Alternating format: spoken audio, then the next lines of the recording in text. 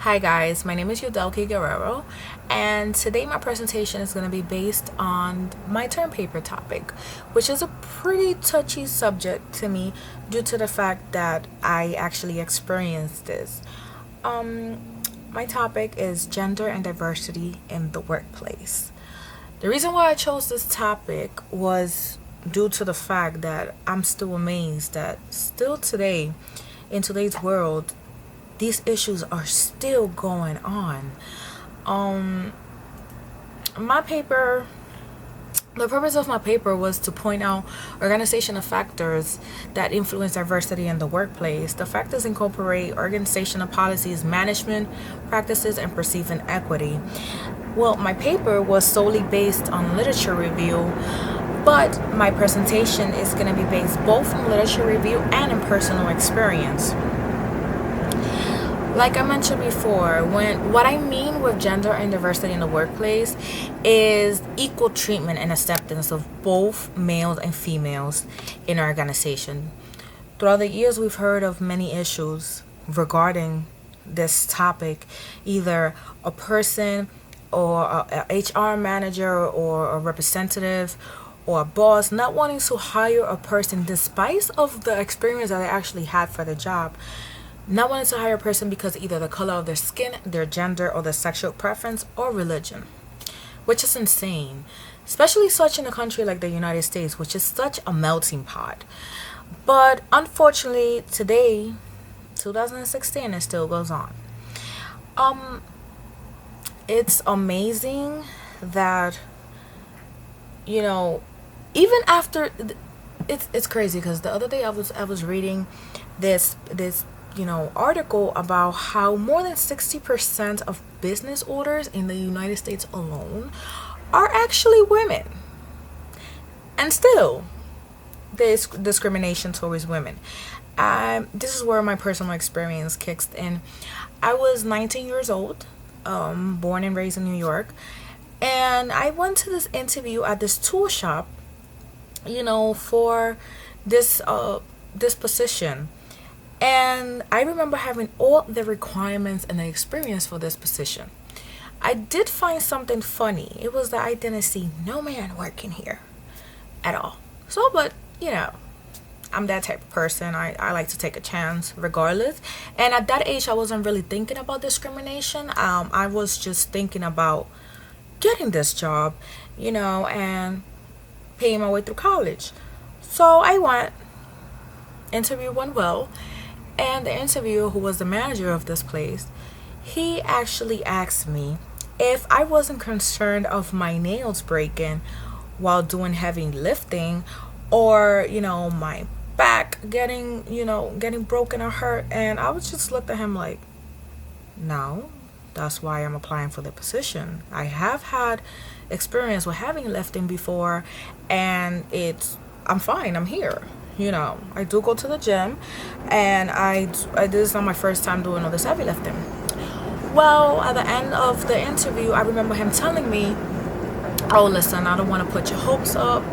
I know you're young and you could get another job that is, specifically good for you, but I'm not going to hire you. I'm like, why not? May I at least, deserve explanation and a good reason? And he was like, oh, because you're a woman, I don't hire women.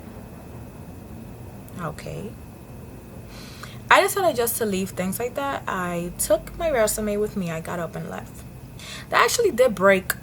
Like, it made me feel so disappointed, because I know I could have gone to HR, but the simple fact is that this job was going to be under the books. I was young. I didn't know what was under the book. What's none of that. I didn't know nothing. So I decided just to go to the next job, which, ironically, I got hired a week later by a legit job, and in a company. It was retail, but started making way more money than I was going to make at that position. So, let's just start with some history. Back in the day, women that actually were able to work and wanted to work were automatically hired as part-time workers.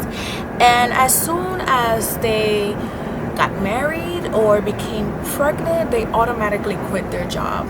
This was due to the representation that society had that women, once they were married and had kids, they were solely supposed to concentrate on being at home, stay moms, wives, whatever, which it's crazy. Well, it's something that doesn't, there's still women that have that mentality nowadays, incredibly. Um, During this time, women were viewed as not being capable physically and mentally of doing a man's job. This is the reason why every day that I pass by a construction site and I see a female worker, I feel so proud, because many times women's strength is underestimated, and it's like, come on, we could give birth to kids. Are you serious? We could carry a kid for 9 months in the womb and push it out. I'm sure your man can't do that. Anyways, just joking. So I really believe that companies fail to realize that diversity adds value, bottom line, to its company. Having diversity in the workplace is actually beneficial for a company's financial growth. And it's something that companies should really take into consideration. I am seeing that companies nowadays are being more diversified, and this is due to, first of all, I know they're not trying to be sued, and they have realized that it's really beneficial for for your company. At the end of the day, reputation is like number one. And you as a company owner, you don't want, or a manager, you don't want your company to be seen as racist or discriminated. And so something that one of the benefits that an organization that employs a diverse workforce can supply is greater variety of solutions to problems, services, sourcing, and allocation of resources. Employees from diverse backgrounds have diverse knowledge, and it might even have a type of idea or a type of solution or knowledge that many people probably with more educational background might not have. Individuals, they bring individual talents and experience and suggest an idea that are flexible in adapting and fluctuating markets and customer demands, which obviously it's number one in a company's list. By managing diversity, this means planning and implementing organizational system and practices to manage people, so the potential of diversity is maximized by maximize. So here's the deal. My paper showed all this history about people being discriminated and due to their gender and to their background, for example. And it's not only women, I'm talking about gays, lesbians, Muslims, due to your religion, culture, disability, and it's amazing because,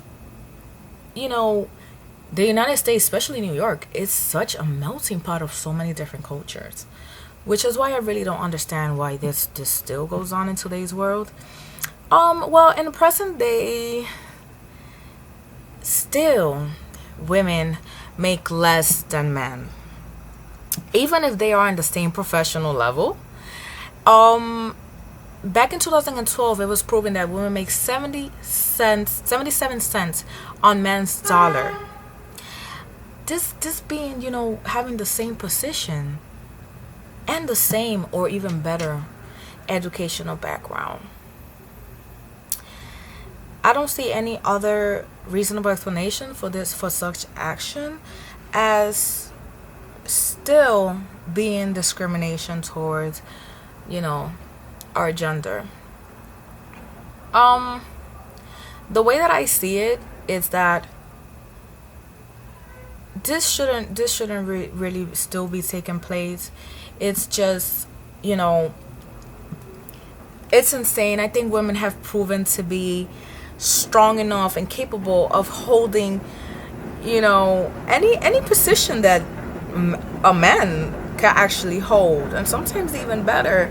And it's the same thing. Don't get me wrong, I'm not only talking about women.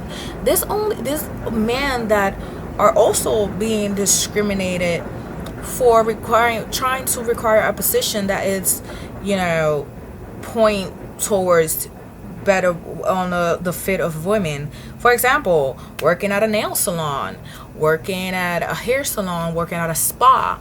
These are things that people usually categorize as, being a women's job or a gay man's job or whatever the case might be. No, no, no, no.